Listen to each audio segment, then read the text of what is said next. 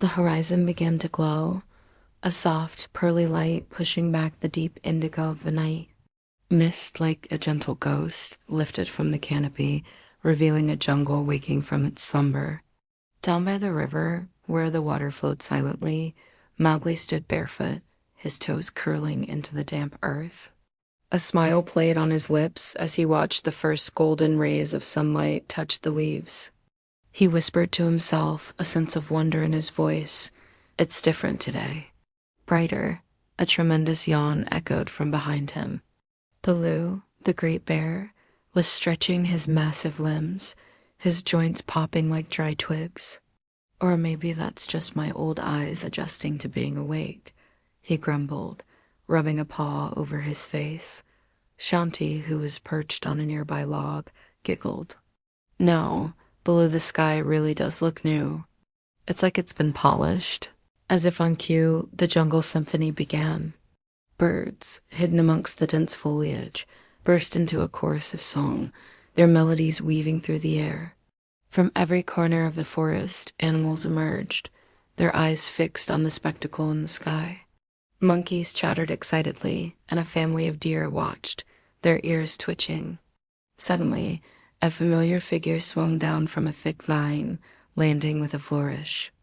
It was King Louie, his eyes wide with amazement. Baby, even I can feel the groove of this sunshine. It's got a beat you can dance to. But as the sun climbed higher, casting longer and brighter beams through the trees, a strange stillness fell over the jungle. The light was brilliant, yes, but something was terribly wrong. The world was washed out, void of all its vibrant hues. The crimson of the hibiscus, the deep green of the ferns, the brilliant blue of the morpho butterflies, all were gone, replaced by shades of gray. The river shimmered like liquid silver, and even Baloo's thick, familiar fur looked dull and colorless. Bagheera, the sleek panther, stalked forward, his brow furrowed in concern. His usual jet-black coat seemed like a charcoal sketch against the pale background. The dawn is here, he said, his voice low and troubled. But the color's gone. Mowgli reached out and touched a large, waxy leaf. It felt real, but it was pale and lifeless, like a photograph from a forgotten time. It's like the jungle forgot how to feel joy, he murmured, a knot of worry tightening in his stomach. From a high branch, the sinuous form of Kaa the python slithered down, his usually mesmerizing eyes now a flat, metallic gray. His voice was a dry, sibilant whisper, light without life. Is only half a dawn? Baloo let out a heavy sigh, flopping down onto the ground with a thud that barely disturbed the colorless dust. Great, we finally get some sunshine, and it's in black and white. What's next in the sound? He grumbled, scratching his gray belly. Mowgli wandered back to the riverbank and sat quietly, staring at his pale reflection in the silvery water. The jungle was silent, holding its breath. The usual cheer, the constant thrum of life, was missing. It felt empty, hollow. As he sat there, lost in thought, his eyes caught a tiny, almost imperceptible flicker near his feet. He leaned closer. There, in a world of grays, was a single small patch of grass, glowing with a faint but definite green. A slow smile spread across his face as understanding dawned. He jumped to his feet. Look, he called out to the others. Color returns where we laugh, where we care. Shanti's eyes widened, a spark of hope igniting within them. You mean? Happiness brings the color back. King Louie's grin was immediate and infectious. He clapped his hands together. Then step aside, everyone. Time for the King of Swing to brighten this place up. Without another moment's hesitation, Louie began to dance. It wasn't just a dance.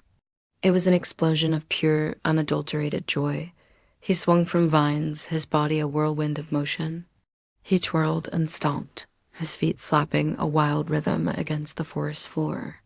The monkeys, catching his energy, started whooping and cheering, their chatter filling the air. And with every laugh, with every beat of Louie's jungle jive, something miraculous happened.